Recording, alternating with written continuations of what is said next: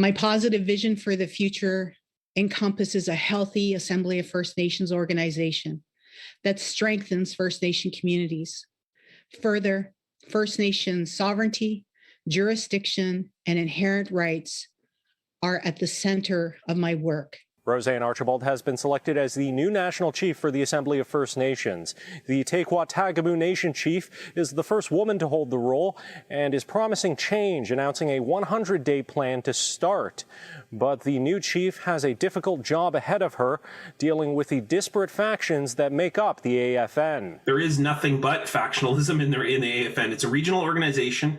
It's regionally based. That means the strength is based in the regions. So there is no single unifying vision, because how do you bring 643 chiefs on board for any vision? Archibald won after the fifth ballot, when her only remaining rival, Reginald Belrose, withdrew. However, Archibald almost immediately came under scrutiny for allegations of workplace harassment and bullying leveled against her related to her tenure as AFN's Ontario Regional Chief.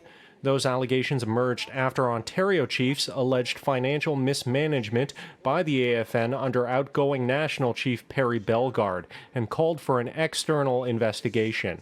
At her first news conference, Archibald said she couldn't address the harassment allegations, but is committed to a whistleblower policy and says she runs a clean ship. I have, in my time in leadership, never incurred a deficit in my career ever.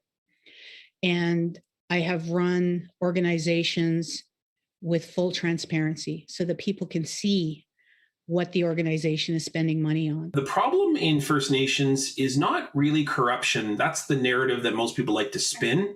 It's human resources. It's infrastructure. It's the ability for people to have the expertise necessary to handle those money management issues. Niigaan Sinclair is an Indigenous scholar and has followed AFN politics for over 2 decades. He says regardless of factionalism, Archibald won support from leaders outside her home province, most importantly those in BC. Sinclair says Jody Wilson-Raybould could have easily won the election if she had run, but instead threw her support behind Archibald. She was talking with people, rallying, lobbying chiefs to support RoseAnne Archibald. And so the fact is that Jody Wilson-Raybould is not retiring from politics. She may be retiring from federal Canadian politics, but we'll undoubtedly see her emerge somewhere in the AFN fold in the future. Now, Sinclair wanted to add one more note.